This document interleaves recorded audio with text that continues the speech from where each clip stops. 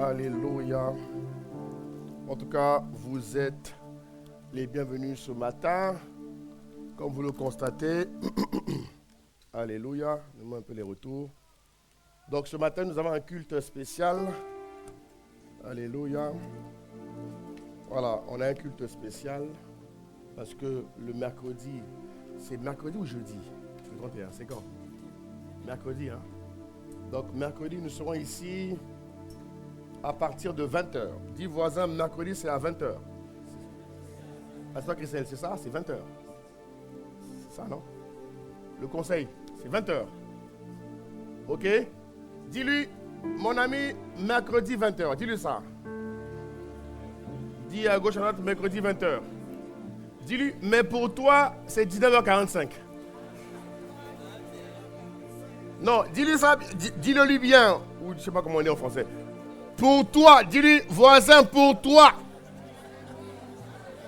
c'est 19h45. Dis-lui, voisin, on tue le retard. On tue le retard. L'esprit de retard qui anime Marseille ne nous animera jamais. Dis-lui ça. Donne-moi un bon amen, mon frère. Ah oui, oui, oui. Ah oui, et d'ailleurs, cet esprit va quitter Marseille. Donne-moi un bon amen. Oui. Nous allons, on a commencé à le foutre dehors, mais il résiste. Il va décaper de Marseille. Regardez l'histoire. Donc, dis-lui, voisin, c'est mercredi ou jeudi, je ne sais plus. Voilà, donc mercredi à partir de 19h45. Il faut apprendre à venir à l'heure. Oui, oui, il faut apprendre à venir. Bon, nous aussi, on s'excuse, hein, parce qu'on a communiqué très tardivement. Ça, c'est ça, je ne suis pas d'accord avec ça. Et vraiment, on s'excuse. On aurait dû communiquer plus tôt pour vous annoncer qu'on avait le but unique. Mais bon, il faut pardonner. Mais quoi que nous, quand on pardonne, derrière, on corrige. Voilà, pour que la pathologie ne se répète pas. Ok? Alléluia. Il faut être ordonné. Donc vraiment, mercredi, on sera là de 20h. Bon, c'est de 20h à 1h. Et après, il y a un after. Alléluia. Bon, mes amis, j'aimerais vous dire une chose avant de commencer la parole. Comme c'est le culte de célébration, je peux me permettre. Alléluia. Voilà. Donc, le 25 décembre, le 24, vous le passez en famille. Vous voyez, mon épouse et moi, nous sommes allés voir nos familles. Parce qu'on est très, très sollicités dans le ministère et on n'a pas beaucoup de temps qu'on leur accorde. Donc, on se sacrifie, mon épouse et moi. On va voir, on réunit toute la famille chez nous, à Paris. Donc, tout le monde est venu de Paris. Donc, on est rentré épuisé parce que tout le monde venait nous voir, parler avec nous. On a même reçu nos enfants spirituels aussi de Paris qui sont venus nous voir. Bref, c'était magnifique. Vous voyez, mais le 31, dites-moi, mais le 31, c'est à l'église. Écoutez-moi bien. Non, les amis, ne soyez jamais ignorants de ce qui se passe. Le 31 décembre se passe dans l'église avec le Seigneur. Il ne faut pas dire non, on va rester chez nous, on va prendre une petite coupe, et puis oui, vive, comment on dit ça? Mon ami, oui, mon ami, l'ami, ça il faut faire ça le 24. Le 24, organisez-vous, vous allez dans vos familles respectives, parce qu'il faut que l'amour de Dieu soit partagé, on l'a vu. N'est-ce pas, nos familles. Mais le 31, où que tu sois, si tu vas en Chine, en Alsace, je ne sais pas où, tu reviens à ton église. Donne-moi un bon amen. Je te parle comme un plus que vainqueur. Un plus que vainqueur est quelqu'un d'ordonné. C'est-à-dire, il a le sens des priorités spirituelles. Le 31 décembre ne se passe pas à la maison. Non, donne-moi amen. Hein. Donne-moi amen. Moi, je dis à ma famille, je leur ai dit, les amis, le 31, vous ne me verrez jamais avec vous. Hein. Pas parce que je suis pasteur, non, parce que je suis enfant de Dieu. C'est pas pareil. Il ne faut pas confondre les choses. Je ne serai pas là parce que c'est pas parce que je suis pasteur, c'est parce que je suis enfant de Dieu. Et Dieu veut que l'année commence avec lui dans sa présence à l'église. Donnez-moi amen. Donc, vous qui avez des plans où vous voulez être entre vous là, annulez-moi vos plans là. Venez d'abord à l'église. Hein, jeune homme. Venez d'abord à l'église. Non, je n'ai pas dit que c'est lui, c'est un exemple. Il faut laisser mon petit tranquille. Je l'aime bien. Donc, le 31, c'est à l'église. Je vais faire une vidéo, mais je n'ai pas pensé à faire une vidéo là-dessus. Donc, je fais la vidéo en live avec vous. Voilà. Le 31, vous venez à l'église. Quand c'est terminé, là, allez-y en famille, il n'y a pas de problème. On finit à 1h, vous pouvez rentrer chez vous tranquillement. Mais ne commettez pas l'erreur, bien aimé. Non, parce que même quand je parle avec mes amis pasteurs, elle dit qu'on ne comprend pas les chrétiens. Ils sont dans une... On ne comprend pas la mentalité, on ne comprend pas. Mais elle dit que Il y a des choses qu'on ne doit plus dire. Mais comme l'apôtre Paul dit, je ne me lasse pas de redire les mêmes choses, on doit vous redire les mêmes choses. Vous comprenez quand je parle? Le 31 décembre se passe à l'église. Tu mets ta plus belle tenue, tu ne mets pas en papapou là, tu t'habilles, sapé, bien. Oui, oui. Alors, oui, mais alors, vous allez voir qu'en janvier, les gens vont mettre leur belle tenue pour aller voir des hommes, des présidents de la République. Ce sont des hommes, des mortels. Nous, on vient rencontrer le Dieu des immortels.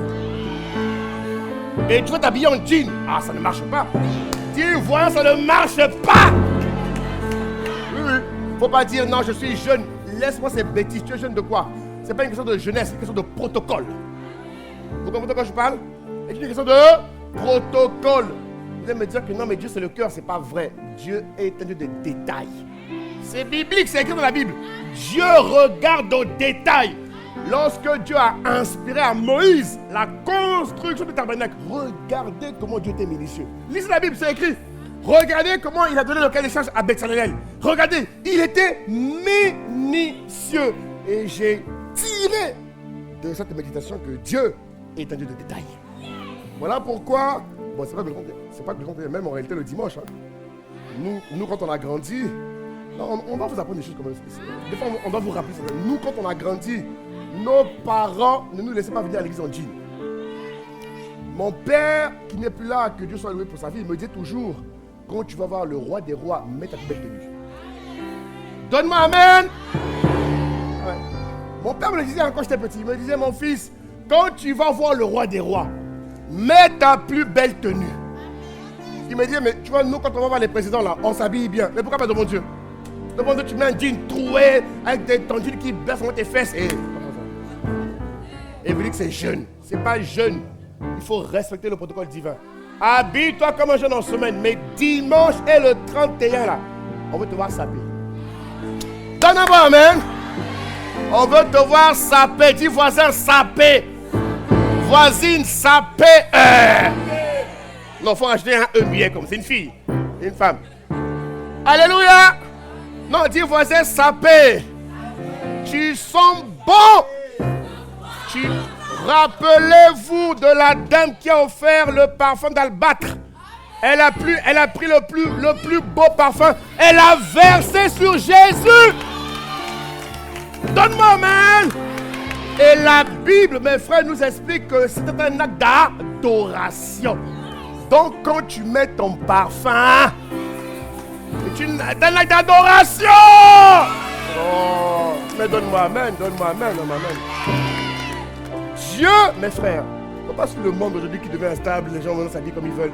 Ils n'ont qu'à faire ce qu'ils veulent. Mais nous, on respecte Dieu. Donnez-moi un bras. Non, c'est important, mes frères et sœurs. Et ce sont des valeurs qu'il faut transmettre à nos enfants. C'est important. C'est très, très important. Le 31 décembre, mets ta plus belle tenue. On n'est pas là pour frimer. Non. Un saint ne frime pas un saint. Non. Attends, je suis saint. Tu es saint. Tu me frimes pourquoi? Ça n'a pas de sens. C'est bête. Mais je mets ma plus belle tenue pour honorer mon Dieu, mon roi. Tu as des grâces, j'ai des grâces. Donc on n'a pas à se frimer, on n'a pas à se comparer, on doit s'apprécier. Oh, donnez-moi amen, donnez-moi amen, donnez-moi amen, donnez-moi amen. Donc le 31, voilà, sois créatif. Sois créatif pour Jésus. Il faut montrer à votre génération combien nous on aime Dieu. Vous voyez, non? Si des hommes construisent de beaux temples pour Dieu, imaginez-nous. Le premier temple de Dieu, c'est nous. Si les gens construisent de très beaux temples pour leur Dieu, alors que la Bible dit que chacun de nous est le temple du Dieu vivant. C'est pas ça? C'est pas ça? C'est pas ça? Donc, si je suis le temple du Dieu vivant, je dois bien m'habiller. Et je viens à l'heure. Oui, je viens à...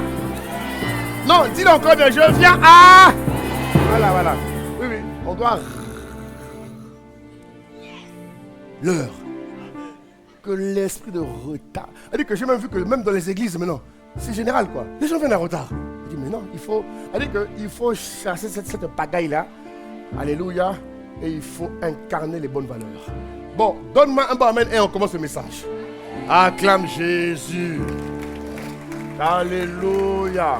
Voilà, donc j'ai fait la bonne... Comment dire ça? Donc le 31, on est là à 19h45. Il y aura des photos. Et voilà. Et après, j'ai pas fini, hein. Il faut me supporter.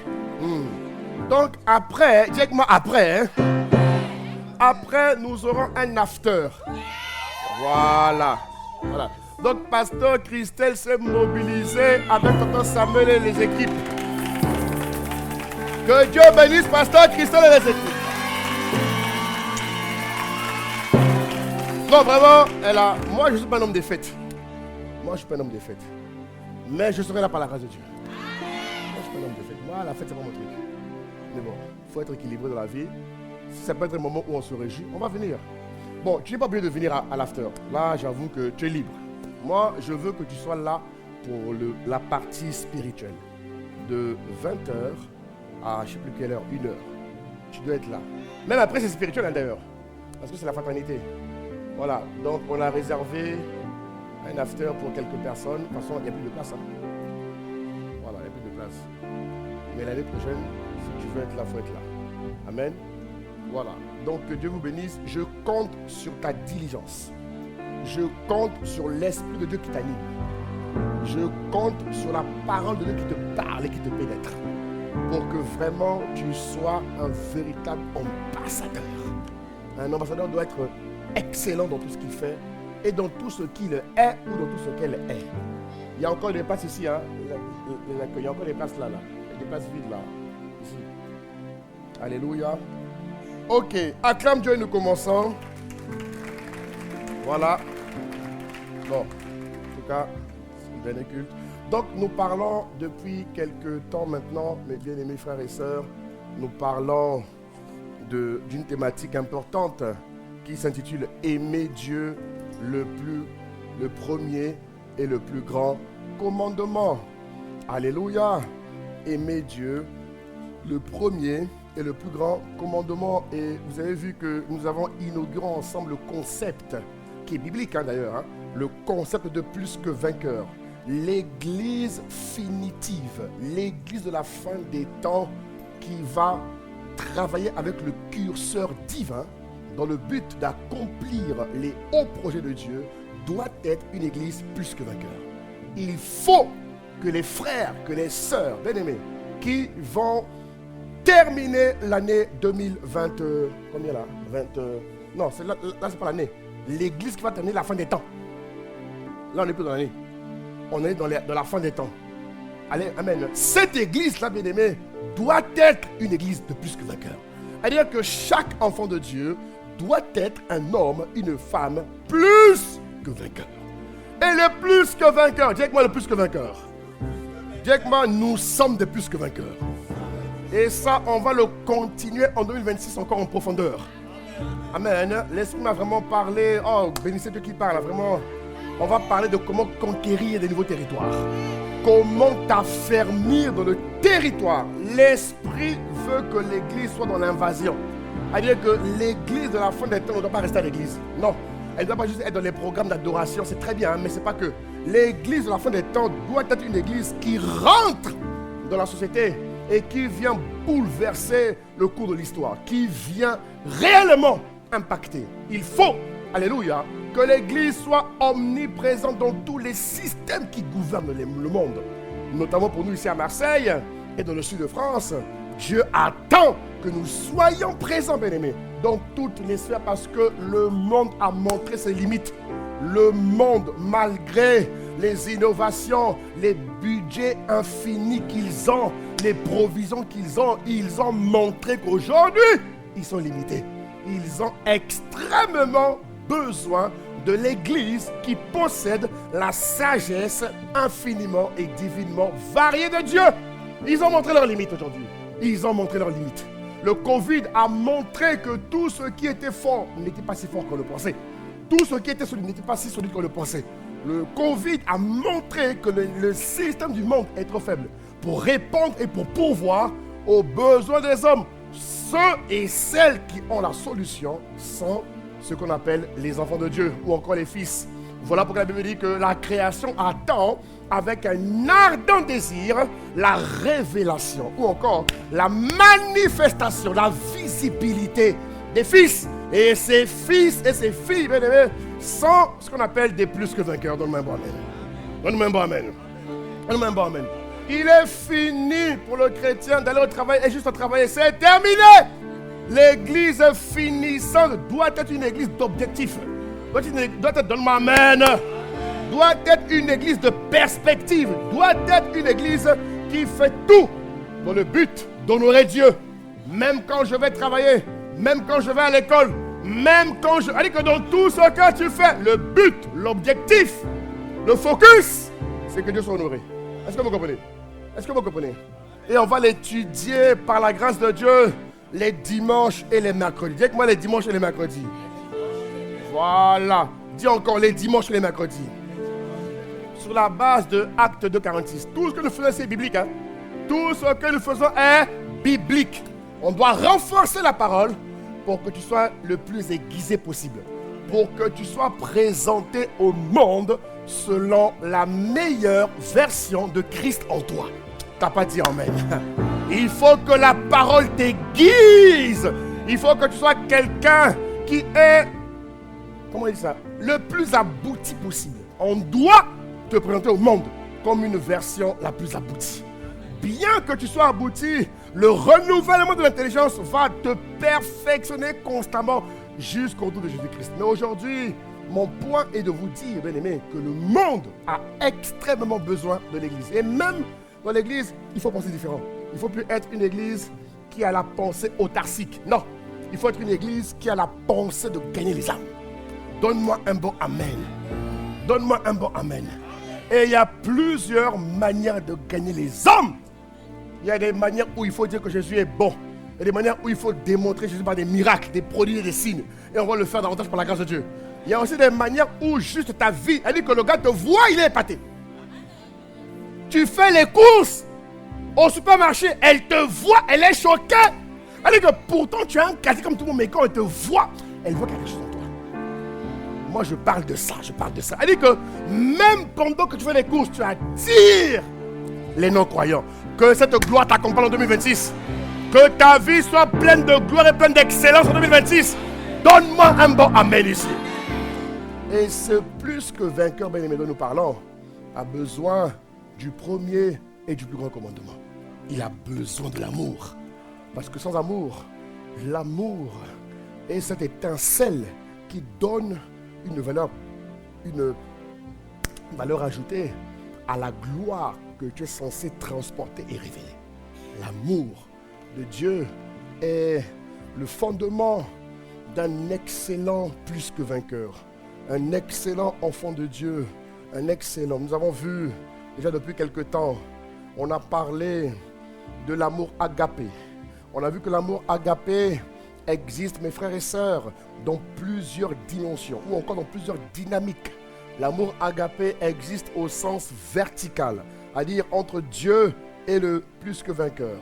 L'amour, agapé existe également au sens horizontal, dans ma capacité à aimer les autres. Plus que la Bible dit que tu aimeras ton Dieu de tout ton cœur, de tout ton être. Alléluia. De toutes tes forces. J'aimerais dire aussi ce matin, de toutes tes capacités. En fait, quand tu comprends ce passage, tu te rends compte que ce n'est pas si simple qu'on le pense. Hein? Non. Parce qu'en vérité, tout ce que tu es, tout ce que tu fais, tout ce qui sort de ta vie doit corroborer à la manifestation de l'amour authentique de Dieu. Ça veut dire que le chrétien doit s'organiser.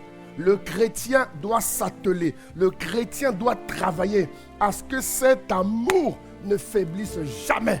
Parce que Jésus nous a prévenus.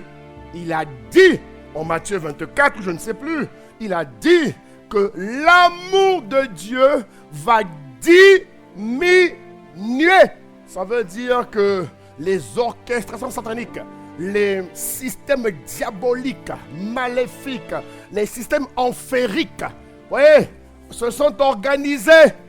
Mon ami, Satan n'a pas tout, mais Satan sait s'organiser. Il ne faut pas le sous-estimer. Ne sois pas un plus que vainqueur qui sous-estime son adversaire. Donne-moi amen. Donne-moi encore amen. Est-ce que vous me suivez?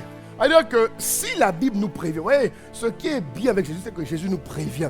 Jésus n'a rien caché. Jésus a tout dit. Il a dit que dans la fin des temps, l'amour de Dieu, l'amour que j'ai répandu en vous par le Saint-Esprit, vous n'êtes pas censé le perdre. Mais si vous ne vous organisez pas, si vous ne faites pas attention, vous risquerez très très fortement de le perdre. Il dit, l'amour, lorsque le mal va s'amplifier, lorsque l'iniquité... Pourquoi je ne vois pas le passage ici dans le téléviseur? Lorsque le mal va s'amplifier, lorsque l'iniquité, il dit, ce sera accru. Il dit quoi? La charité, en versant semeur ou parole vivante, il dit, l'amour diminuera dans un grand nombre de cœurs. Et ici, on parle des chrétiens, on parle des plus que vainqueurs, on parle des enfants de Dieu. Alléluia. Ça veut dire, mes frères, que ce n'est pas acquis. L'amour de Dieu n'est pas un acquis.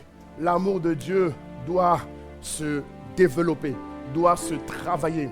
Il doit faire partie, vous qui aimez qu'on vous aide à organiser vos objectifs 2026. C'est ça que vous aimez. C'est très bien. Moi aussi j'aime ça. T'inquiète pas, ne me regarde pas bizarrement. Toi et moi on est pareil. Alléluia. Enfin, on est pareil. Mais on est ensemble. Alléluia. Donc, dans notre organisation, quand on parle des objectifs 2026, c'est quoi objectif 2026? Le premier chapitre de mes objectifs doit être mes objectifs spirituels. Donnez-moi un bon amen. Oh mes frères, donnez-moi un bon amen. Ne commettons pas l'erreur de mettre la charrue après les bœufs. Non, on dit charrue avant les bœufs. Mais là, s'il ne fait pas ce qu'il faut, il met la charrue après les bœufs. Ou bien? Non. Le thème dit charrue avant les bœufs. Mais pour moi, la charrue avant les bœufs, c'est lorsque le chrétien met les objectifs spirituels avant. Mais qui ne met pas ou qui ne privilégie pas les objectifs spirituels avant, il met la charrue après les bœufs. C'est l'inverse. Bon, Dieu vous bénisse. En tout cas, tu m'as compris. Alléluia. Est-ce que vous comprenez? Donnez-moi un bon amen. Parce que j'ai constaté que les chrétiens vont être plus enclins, à dire plus motivés à parler d'objectifs professionnels, objectifs familiales, objectifs encore de projets. Je dois acheter un appartement, je dois faire ci, je dois voyager. C'est bien, mais c'est pas tout. On a bien dit une chose, non? Le précieux trésor de l'homme, c'est l'activité. Mais quand on parle d'activité, c'est d'abord, dis-moi d'abord, l'activité spirituelle. D'abord. C'est-à-dire que le chrétien, donne-moi un bon amen, mon frère, ici. Tu dois avoir, voilà pourquoi je parle de chapitre, dis-moi chapitre. C'est-à-dire que tu dois avoir des objectifs importants au niveau spirituel. C'est là que ça commence, mes amis. C'est là que ça commence. Je ne sais pas pourquoi je parle de ça, mais en tout cas, je parle de ça. Ça va, hein? Parce que je n'ai pas prévu d'organiser. Bon, ça a déjà été fait au niveau monde. Donc, je n'ai pas besoin de revenir là-dessus. Donc, mon point de vous dire, mes frères, les objectifs commencent d'abord pour nous, là. Pour éviter ce passage-là. Tu peux le remettre, s'il te plaît, la régie? Matthieu 24, en version semeur. Ok. Il dit quoi? Lorsque le mal ne cessera de croître, l'amour du plus grand homme se refroidira. Vous avez vu le texte ou pas? Est-ce que vous avez vu? Parce que le mal, est-ce que vous avez vu ce texte, bien aimé? Est-ce que vous avez vu? Dites-moi amen. Encore amen. En 2026, le mal va continuer de croître. Nous sommes rentrés dans la fin des temps. Et le mal, la déstabilisation des systèmes mondains va constamment s'effondrer. Parce que l'Église est sur le point de partir. L'Église prépare son départ. L'Église prépare son retour à la maison. Est-ce que vous comprenez? Et le mal sont des signes, des interpellations que le Seigneur permet pour interpeller les hommes, pour que les hommes du dernier virage ne ratent pas le départ. Donnez-moi un bon amen. Donc, nous, en tant qu'enfants de Dieu, on ne doit pas avoir peur du mal qui va s'accroître. Non. On doit s'organiser. Dites qu'on doit s'organiser. Voilà. S'organiser pourquoi? Pour que l'amour ne diminue pas. Si la Bible l'annonce, c'est que c'est le cas. Vous allez voir qu'aujourd'hui dans les églises, mais même le fait que tu viennes en retard à l'église, ça montre aussi que l'amour a diminué. Parce que quand tu es amoureux de quelqu'un, tu es toujours à l'heure. Tu es amoureux d'un humain. Un humain. Tu cours, tu transpires même avant d'arriver devant lui. Tu vas te sécher un peu pour être bien présenté. Juste pour un homme ou une femme. Mais Dieu, tu marches. Non, que Dieu te change. Non, donne la main, c'est vrai, donne la main. Tu as juste un rendez-vous galer avec un humain. C'est pas mauvais, c'est bon, moi aussi j'ai fait ça. Amen. Voilà. Oui, faut pas avoir honte. C'est bon. Pourquoi tu fais ce genre de... Ils le font dehors, mais dès qu'on le dit à l'église, ils font un genre, ils sont gênés. Faut pas être gêné, c'est la vérité. Quand tu as rendez-vous avec un humain, tes petits rendez-vous galants là, avec des bougies là, tu es là, tu cours pour ne pas être en retard. On peut même quand tu dis ça va, tu chantes de voix. Ça va? Oui, ça va et toi? Elle dit que même ta voix est mielleuse. Ah, que Dieu t'aide au nom de Jésus. Donne-moi un bon amen. Elle dit que tu fais tout ça pour plaire à la personne. Et c'est pas mauvais. C'est pas mauvais. Tant que tu fais les choses dans le bon ordre et dans la priorité, c'est pas mauvais. Le danger, c'est lorsque tu fais ces choses au détriment de ta relation avec le Seigneur. Là, il y a problème. Est-ce que vous comprenez? Là, il y a problème.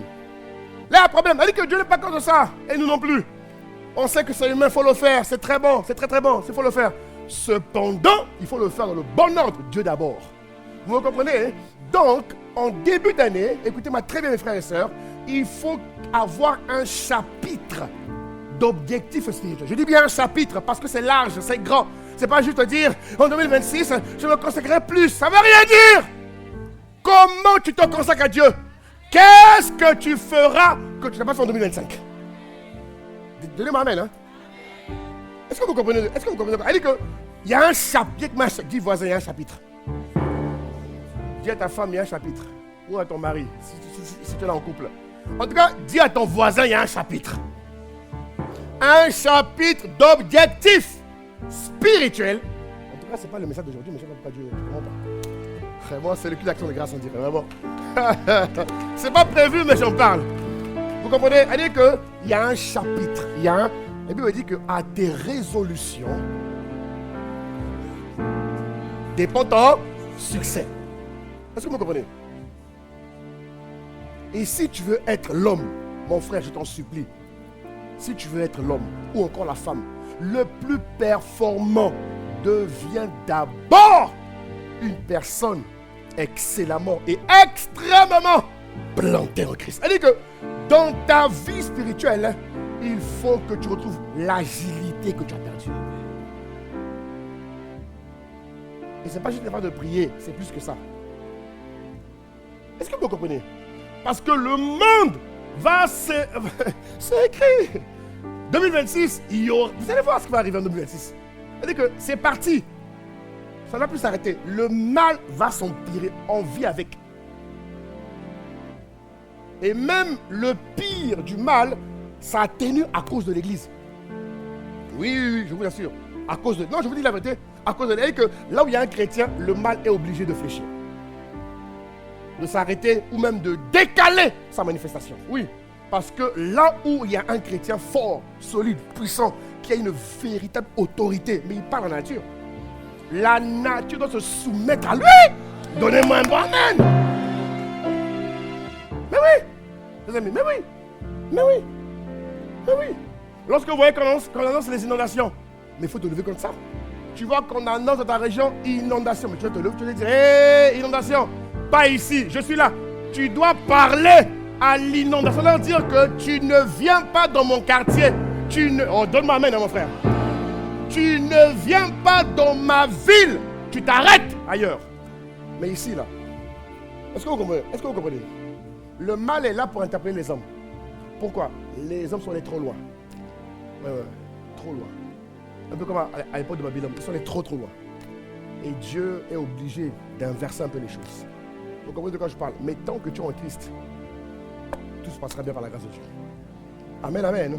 Et vous voyez, donc, l'amour de Dieu, rien que ça, c'est à lui-même l'amour de Dieu. Mais c'est tout un épisode. C'est-à-dire, comment est-ce que tu vas t'organiser en 2026 et dans les années à venir? Comment tu t'organises pour garder l'amour? Ça, c'est un objectif. Est-ce que vous comprenez? C'est-à-dire, comment tu t'organises pour garder l'amour? Comment tu fais pour que l'amour de Dieu ne diminue jamais? comment tu t'organises pour contrecarrer la prophétie qui était lancée?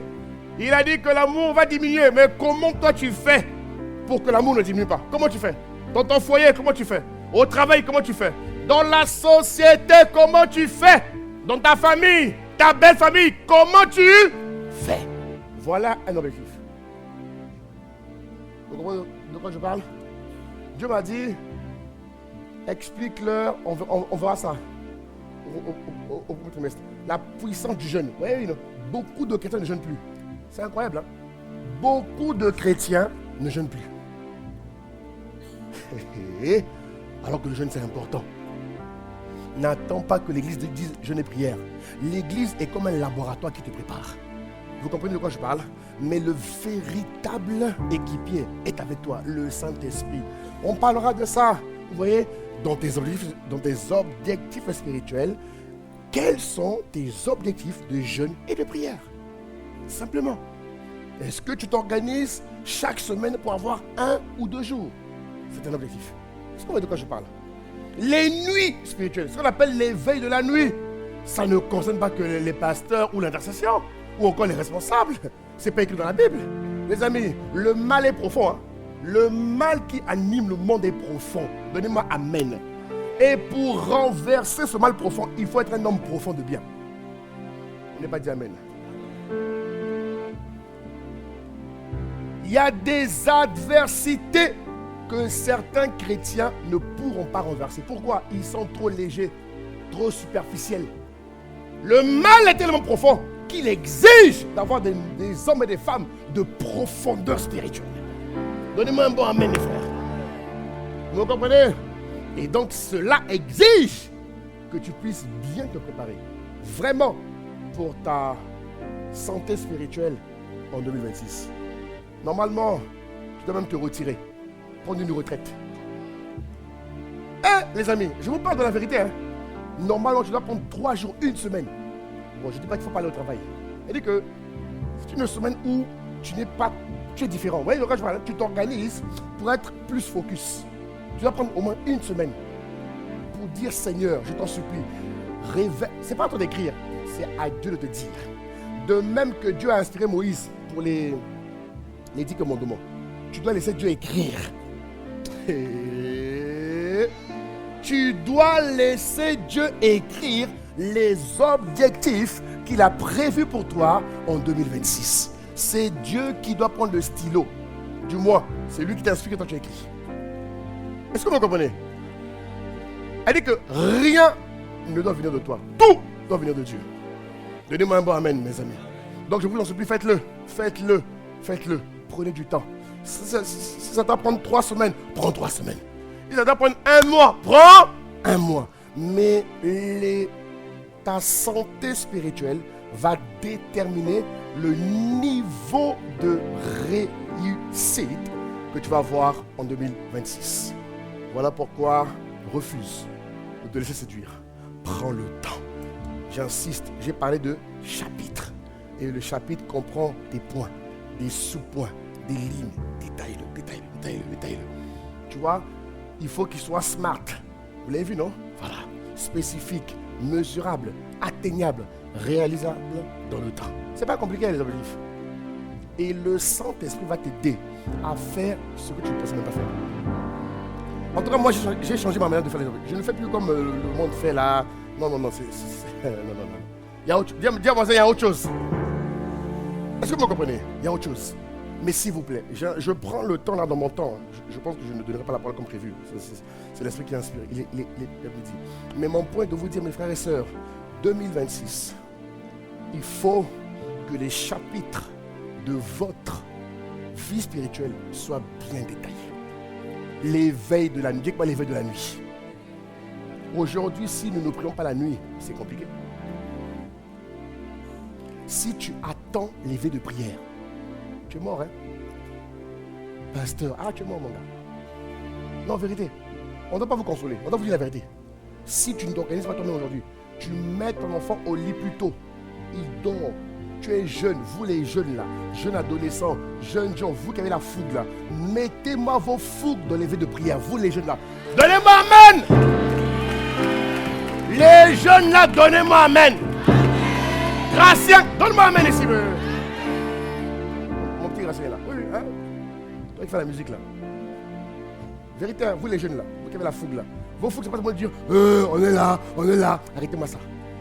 Mettez-moi votre fougue, donnez-moi amen, hein, dans la dynamique spirituelle. Organisez-vous. Vous avez des résidences étudiantes. Priez la nuit. Priez la nuit. Donnez-moi amen. Ah. Les mamans, que Dieu vous bénisse, chère maman. Maman, vous qui êtes des femmes multi-casquettes, on dit que la femme a la capacité d'être je sais pas quoi là, multitâche. Voilà. Donc dans ta multiplicité, alléluia, organise-toi maman, quel que soit ton âge. Il n'y a pas d'âge pour prier. Tant que tu as envie, tu peux prier. Donne-moi amen. La Bible nous parle en lutte de Anne. Ne mettez pas Anne avec 82 ans. Elle priait, elle jeûnait. Ah oui, hein? 82 ans. Toi, tu as une meilleure vie. Tu n'as pas la vie que Anne avait. Donc tu peux prier et jeûner aussi. Maman, s'il vous plaît, organisez-vous. Veillez la nuit. Au moins un jour par semaine. Pasteur, je vous en supplie. Le mal est profond. Le mal n'est pas léger. Le mal n'est pas superficiel. Le mal dont on parle, il est profond. Et il faut des hommes et des femmes de profondeur pour renverser le mal. Le mal va s'agenouiller devant des hommes forts. Pas qui disent de la bouche qu'ils sont forts, mais qui le sont réellement. Est-ce que vous me comprenez, mes frères et sœurs? Est-ce que vous me comprenez? Là, c'est plus l'affaire de dire que tu es chrétien. Ils s'en foutent. Ils s'en foutent. Ils veulent juste un rapport de force. Si tu es plus fort, ils vont s'aider. Tu n'es pas fort, ils vont te bouffer. Donc, s'il vous plaît, mes frères, organisez-vous. Quels que soient vos agendas, je vous en suis. Ce n'est pas une affaire de pasteur. Non! C'est une affaire de vie chrétienne. Organisez-vous. Papa, mon cher homme, oui, tu es le meilleur des meilleurs, oui. Garde ta fierté là pour aller prier la nuit. Va prier la nuit. Que les hommes ne laissent pas les femmes prier seulement. Ceux-là, ils dorment, ils disent, moi je travaille. Mais non, mon cher homme, tu es le chef de famille.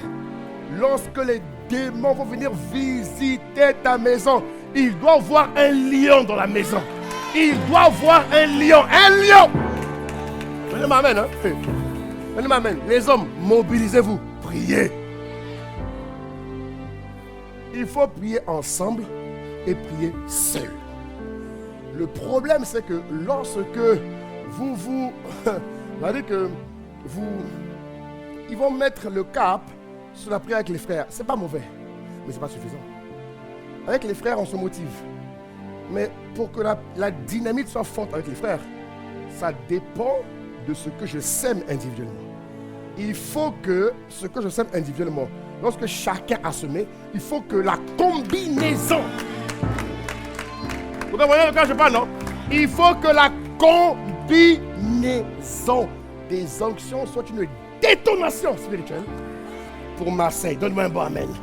Donnez-moi un bon amen. Mais je vous en supplie, il faut vraiment vous organiser à prier la nuit. Vraiment, si vous n'êtes... Non, je vous en supplie. Vraiment, si vous ne pouvez pas, eh bien c'est justement l'occasion d'écrire l'histoire là-dedans. De dire que vous étiez incapable. Mais c'est là, non? La Bible dit que ce n'est pas à dire que nous sommes capables de nous-mêmes concevoir quelque chose. Non, notre capacité nous vient de qui? De Dieu. Donc, ok, mon frère, ma soeur, fut un temps où je ne pouvais pas jeûner. Ça arrive à tout le monde. Mais l'Esprit m'a appris à jeûner. Il m'a rendu capable de jeûner. Vous comprenez de quoi je parle? Fut un temps où prier la nuit, c'était compliqué, mes frères. Mais Dieu m'a appris à prier la nuit. Et j'aime prier la nuit. Parce qu'il a produit en moi le vouloir et le faire. Donnez-moi amen, hein, les amis.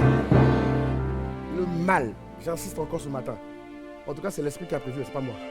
Le mal est profond. Vous me comprenez, mes frères et sœurs? Le mal ne va pas s'arrêter. Ça va continuer. Ça va continuer. Ça va continuer. Et si tu es plus faible que lui, il va t'emporter avec toi. C'est ce qui fera qu'on aura des chrétiens de plus en plus faibles, si on ne fait pas attention. L'église sera remplie de monde, mais beaucoup de gens faibles. Vous comprenez? Les gens vont vivre entre eux. Ils savent qu'ils ne sont pas mariés. Hein? Ils vont vivre dans le péché normal. Pourquoi? Parce que le mal les aura atteints.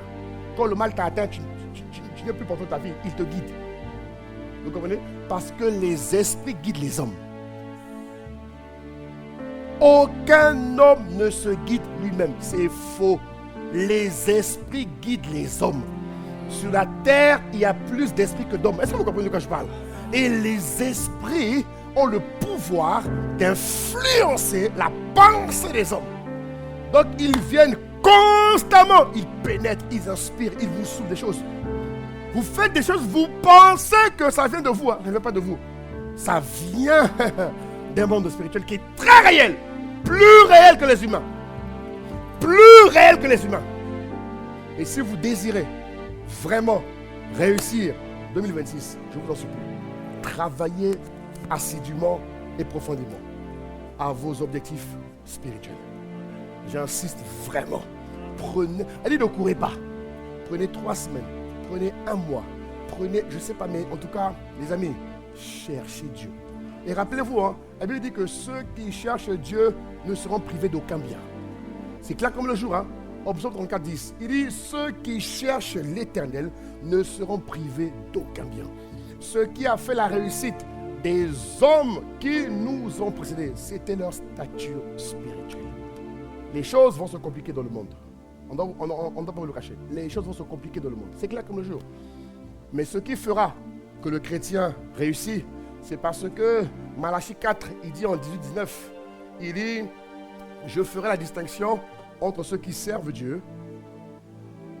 Malachie 4 dit quoi? Il dit, je ferai la distinction. Non. 4, 18 ou 19. Malachie 4, verset 18, il dit, je ferai la distinction. Viens au verset 18 ou 19, s'il te plaît. C'est 4, 18, non, ou 19. Mets-le. Je ferai la distinction entre ceux qui servent Dieu, Jésus, entre ceux et protocole, s'il te plaît. Alors, comme la régie, tu bugs. Malachie 4 ou Malachie 3. Malachie 3. Voilà, Malachie 3 au verset 18. Pardon, c'est pas Malachie 4.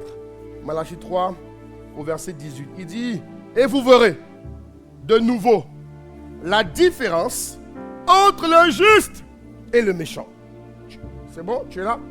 Voilà, regardez. Il dit, vous verrez de nouveau la différence entre le juste et le méchant. Dis avec moi, le juste et le méchant. Oui? C'est là. Nous sommes dans ces temps prophétiques où Dieu veut distinguer le juste du méchant. Mais pour ce faire, mon frère, il ne faut pas être léger, il faut être solide. Il faut être solide. Donc, dans tes objectifs, demande à Dieu de haïr ce qui est léger. Oh, tu n'as pas dit amen.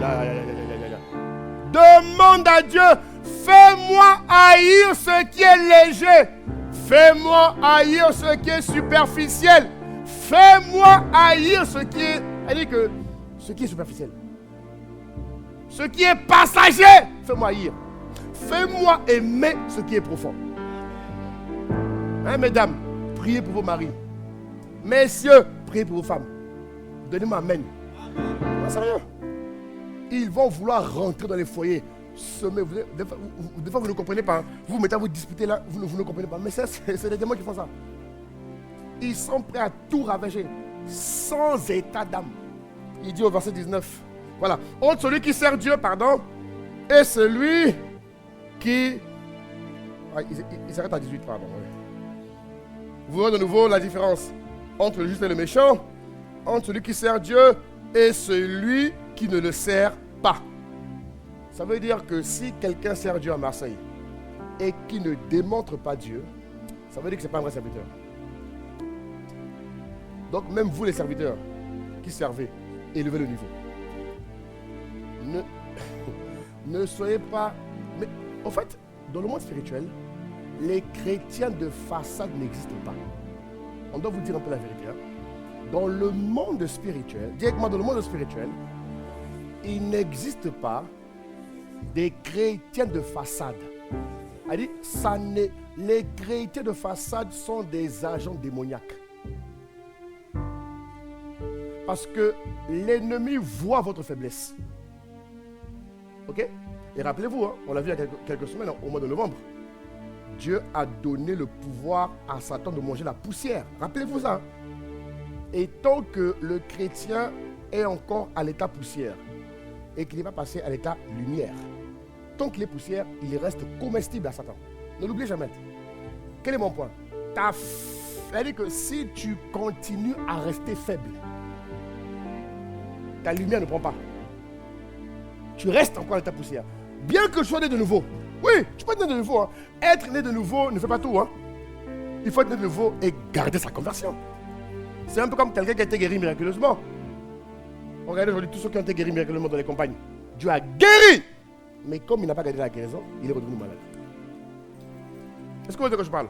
C'est pas juste tu viens, le bishop il fait le ministère, tu es guéri et puis tu repars à tes penchants. Ah non, ça ne marche pas comme ça. Dieu a investi en toi, il faut qu'il y ait un retour sur investissement. Non? Non? Il faut un retour sur investissement. Mais Dieu est le premier businessman, vous croyez quoi? Acclame Jésus, mon frère. Alléluia. Amen. Bon, écoutez. On va arrêter là. Le message est sorti, non? Ah, vous voulez continuer? Non, il faut qu'on arrête. Ah, vous voulez continuer? Jésus.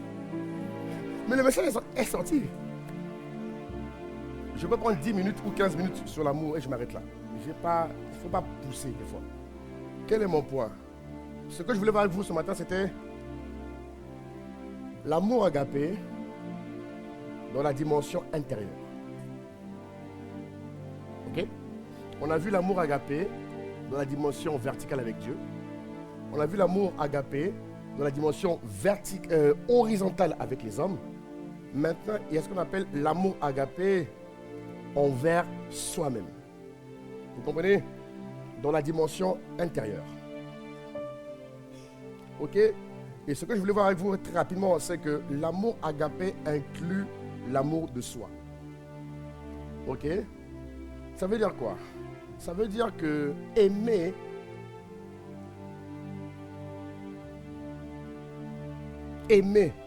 avec l'amour agapé, c'est aimer comme Christ a aimé. Ça veut dire quoi? Ça veut dire que quelqu'un qui a l'amour de Dieu, dis avec moi, quelqu'un qui a l'amour de Dieu, il doit se voir lui-même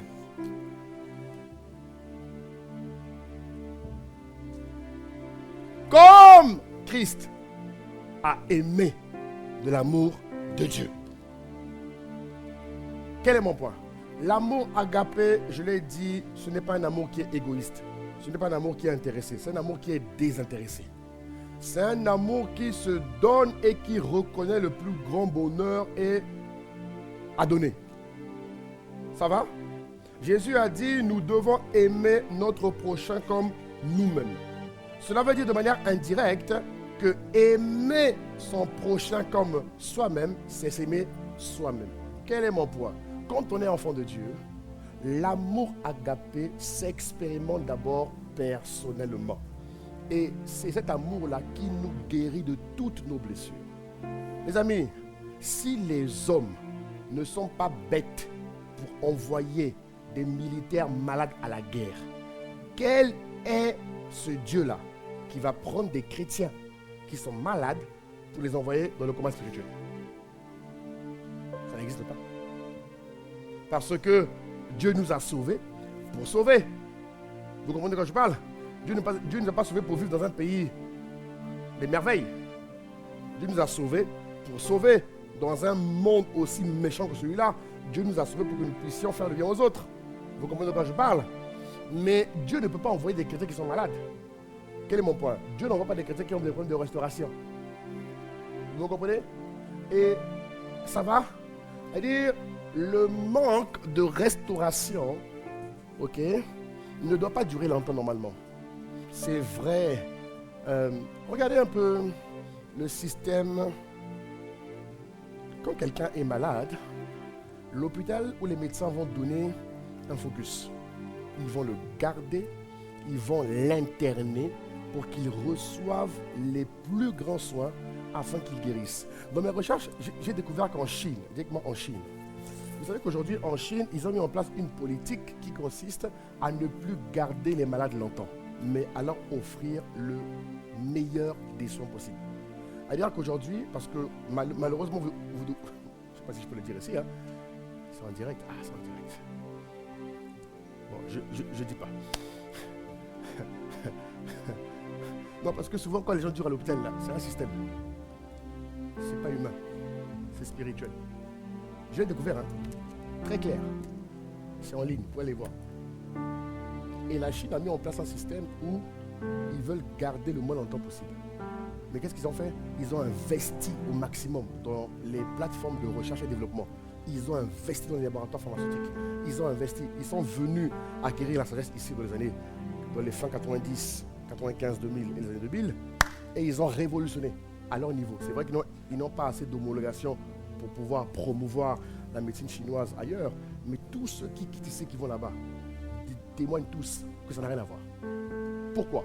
Parce que quand ils vont vous recevoir, ils vont vous interner pendant un maximum de jours. Ils vont vous étudier, ils vont vous scanner, ils vont faire un diagnostic établi qui vous concerne. Et au vu du diagnostic, ils vous donnent la meilleure solution possible pour que vous soyez tiré d'affaire. Et leur but, comme ils disent eux-mêmes, n'est pas que vous soyez soigné, mais que vous soyez guéri. Je dis, ah non, il n'y a que Jésus qui guérit. Hein. Mais eux, dans leur tête, ils ont établi le fait qu'ils doivent guérir et non soigner. C'est pour vous montrer un peu jusqu'où l'homme va. Alors imaginez maintenant un homme qui a reçu Dieu. Dites que moi j'ai reçu Dieu. Ah, si l'homme va à ce niveau, un homme qui a reçu l'amour de Dieu ne peut pas rester éternellement malade. Ne peut pas être en carence d'amour. Donne-moi amen. Ne peut pas être pendant longtemps en carence émotionnelle. Donnez-moi amen. Ne peut pas être un enfant de Dieu, permettez-moi l'expression, ne peut pas être défini comme un cas social. Permettez-moi l'expression, mais je dois vous le dire. Elle dit que Dieu n'a jamais prévu que le chrétien soit éternellement malade. C'est très très rare. Très très rare. Oui, parce que je connais des gens qui sont partis dans la maladie, j'en connais. J'en connais. Et leur témoignage a sauvé beaucoup de gens. Ça c'est ce qu'on appelle les mystères de Dieu, qu'on ne comprend pas. Ok? Mais dans les schémas qu'il a établis dans la parole de Dieu, Dieu veut que son amour vienne restaurer, consoler et guérir au plus vite. Pour que l'homme et la femme deviennent le plus rapidement possible un témoignage. Vous comprenez? Une preuve palpable qu'il est vivant et qu'il est capable de changer un homme dans ses plus grandes profondeurs. Donnez-moi un bon amen.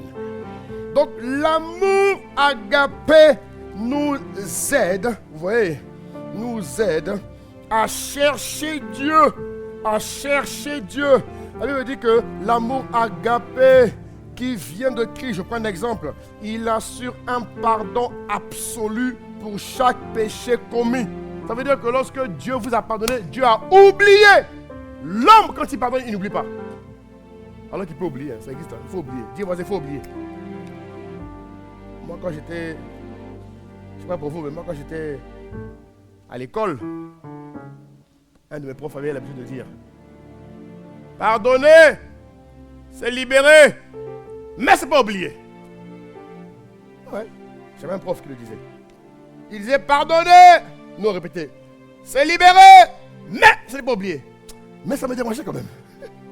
Pourquoi ça me dérangeait? Parce que ma grand-mère, la mère de ma mère, chaque fois qu'on commettait un truc, elle disait, quand tu pardonnes, il faut oublier. Donc j'étais un peu dans un contraste. Est-ce que vous voyez de quoi je parle? Mamie, elle disait, quand tu as pardonné, il faut oublier. Tu viens à l'école, pardonner, c'est libérer, mais pas oublier. Alors, qu'est-ce qui a fait écho dans mon cœur? Le bien-être que ça m'a procuré. J'ai vu que quand je pardonnais et j'oubliais, j'étais plus en forme que quand je pardonnais et j'oubliais pas. Elle dit que c'est la parole de ma grand-mère qui a plus fait écho en moi parce que sa parole me donnait plus de bien-être que ce que mon prof disait. Est-ce que vous comprenez de quoi je parle? Ça veut dire que le chrétien, dis avec moi, le chrétien a la capacité de pardonner et même d'oublier Comment il oublie? Par le sang de Jésus. Oh, donne-moi un bon amen ici, mon frère. Ouais.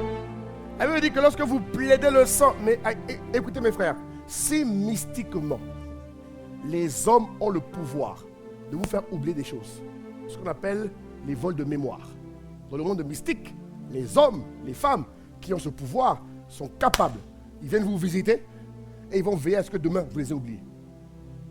Ils vont pratiquer des techniques de mysticisme spirituel pour vous faire oublier la relation, l'échange que vous avez eu. Parce qu'ils veulent rester dans l'anonymat pour vous posséder davantage. Si un homme maléfique peut le faire, à combien plus forte raison le Dieu des dieux? Est-ce que vous me comprenez, mes frères et sœurs? Est-ce que vous me comprenez? Elle dit que si les satanistes peuvent le faire, ils l'ont copié chez Dieu. Satan n'a rien inventé. Donne-moi amen. Satan a tout copié chez Dieu. Satan a tout copié chez Dieu. Satan a vu Dieu faire ça. Il a vu que lorsqu'un homme est sincère et qu'il veut Dieu, Dieu a le pouvoir de lui faire oublier le mal qu'un tel a manifesté contre lui. Donnez-moi amen. Donnez-moi un bon amen. Hein? Ça veut dire que l'amour de Dieu, dites-moi l'amour de Dieu, pas l'amour humain, l'amour de Dieu me rend capable d'oublier, dites-moi oublier, tous les maux qu'un homme, qu'une femme a causé contre toi. C'est vrai que dans certaines situations, ça peut prendre un peu de temps. Pas faux. Mais qu'à cela le tienne, en toutes circonstances, les esprits divins peuvent te faire oublier. Rien que le sang peut te faire oublier. Puisque la Bible dit qu'il n'y a pas de pardon sans effusion de sang. Vous comprenez? Parce que ça, c'est le manque de pardon est une des armes que Satan va beaucoup utiliser pour éteindre l'amour de Dieu dans le cœur des chrétiens. Le manque de pardon. Vous allez voir qu'aujourd'hui, l'amour entre les hommes n'est plus comme avant. Vous voyez? Il y a plus de méfiance. Il y a plus de méfiance. On n'est plus comme avant. À l'époque, les amis, je ne sais pas pour vous, mais nous, à l'époque, je pense que pour certains qui sont comme moi, de l'époque, on pouvait être dans plusieurs religions différentes, hein, mais se respecter, s'apprécier, discuter. Aujourd'hui, le fait même d'appartenir à différents courants spirituels crée de la méfiance, de la haine entre nous. À l'époque, on pouvait manger ensemble. Elle dit que l'autre est musulman, moi je suis chrétien, l'autre est catholique, on mange ensemble. Il n'y a aucun problème. Est-ce que vous voyez de quoi je parle? Mais aujourd'hui, aujourd'hui, il est musulman. Non, ça c'est pas Dieu. L'amour de Dieu te rend capable d'éteindre ça. Je vais entendre ton amen plus fort. Donne-moi un vrai amen. Vous comprenez? Parce que le manque de pardon condamne. Le manque de pardon condamne et culpabilise. Et que dit Romains chapitre 8 en version 51? Il dit, il n'y a donc, version 51, il dit, il n'y a donc maintenant aucune condamnation pour ceux qui sont en Christ Jésus. Chez moi, il dit, qui marchent non selon la chair, mais selon l'esprit. Ça va? Au verset 2, il dit, en effet, la loi de l'esprit de vie en Christ Jésus m'a libéré de la loi du péché et de la mort. Regardez ce que fait l'amour. Ouais? Parce que le manque de pardon te maintient dans une espèce de condamnation. Et ça montre que tu es encore tenu par la loi du péché et de la mort. La Bible dit, en effet, la loi de l'esprit de vie vient tourner au ridicule la loi du péché et de la mort qui t'anime. Donne-moi un bon amen. Donne-moi un bon amen. Donne-moi un bon amen. Donc en 2026, décide de pardonner en avance. Tu vois, ton amen est petit, ton amen est petit. Ton amen est petit. Ton amen est trop petit. Donnez-moi un amen au fond là-bas. Décide de pardonner en avance. Mon ami, que tu veuilles pas, il y a des gens qui te feront mal. Je répète, que tu veuilles ou que tu ne veuilles pas, il y a des gens sur cette terre-là, là où le mal s'accroît. Frère, ils vont te faire mal. Ils vont te faire mal. Ils vont t'accuser à tort. Ils vont te combattre. Même dans l'église. Oui. Oui, oui. Même dans l'église. Je dis oui, oui. Pasteur, oui. Même dans, on n'a pas tous le même niveau de foi. Il ne faut pas être... frère, il faut être spirituel. On doit vous dire la vérité. Parce qu'on n'a pas tous le même niveau de foi. Il y en a qui veulent avancer, il y en a qui ne veulent pas. Ma prière, c'est que ceux qui ne veulent pas avancent. Mais ça dépend plus de moi, ça dépend d'eux-mêmes. Est-ce que vous comprenez? Donc, je décide de pardonner. Mais pas un pardon où tu as libéré, pas comme mon prof. Hein. Fais comme ma grand-mère. Tu pardonnes et tu oublies. Amen, amen, amen, amen. Amen, amen, amen, amen, amen. Comment il s'appelle? Il y a un homme de Dieu fort là. Derek Prince. Qui le connaît? Bon, il n'est plus là, il est parti. Derek Prince a dit une chose qui m'a marqué.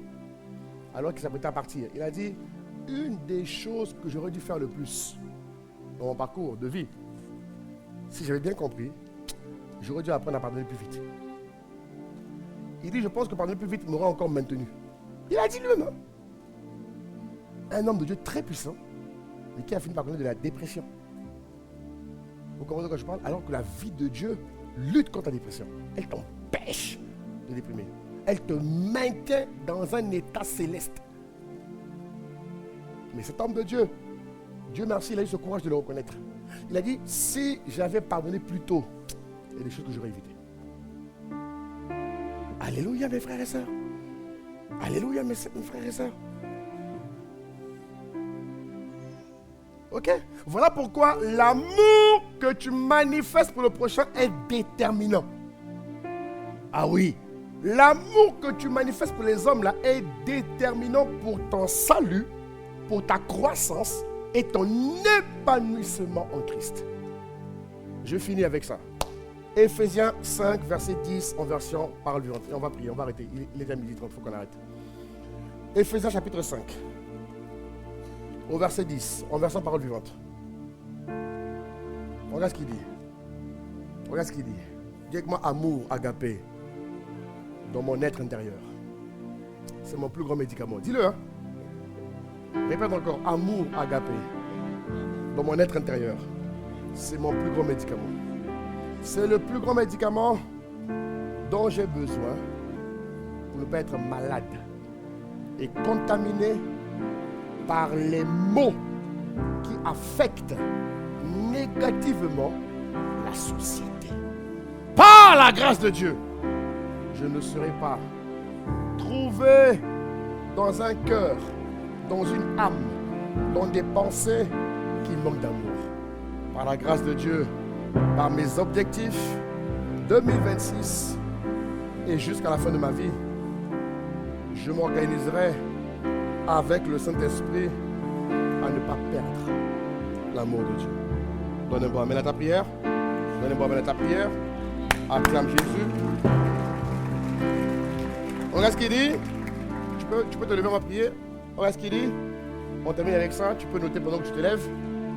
On y va à la régie. On y va à la régie. Voilà.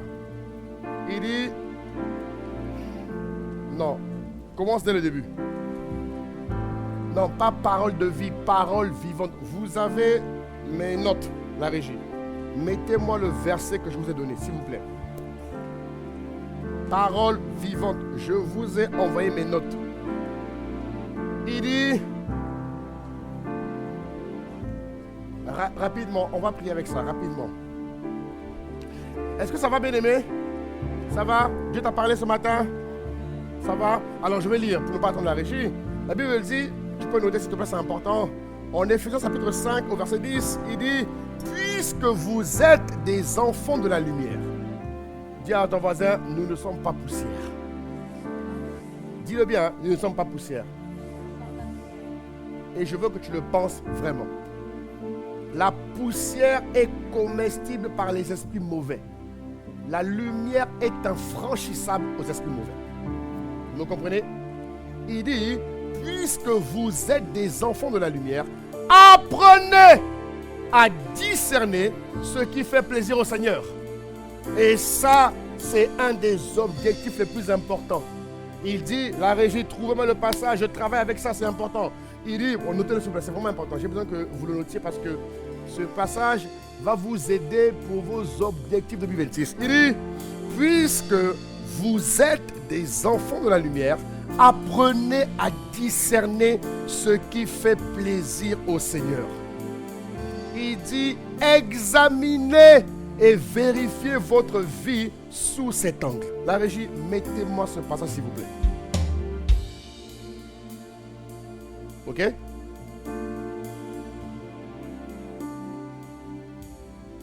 Bon, ils l'ont pas. Je répète encore. Puisque vous êtes des enfants de la lumière, apprenez à discerner ce qui fait plaisir au Seigneur. Examinez et vérifiez votre vie sous cet angle. Alléluia.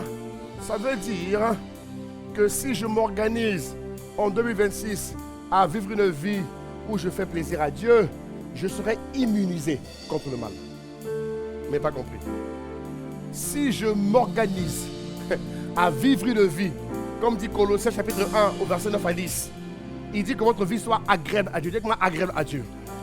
Donc si j'ai des objectifs de vie qui m'emmènent à être agréable à Dieu, le fait que j'obéisse à Dieu me rend immunisé contre le mal qui sévit dans le monde. Ça va? Alors tu vas élever la voix. Et tu vas prier. Tu vas élever la voix. Tu vas prier le Seigneur.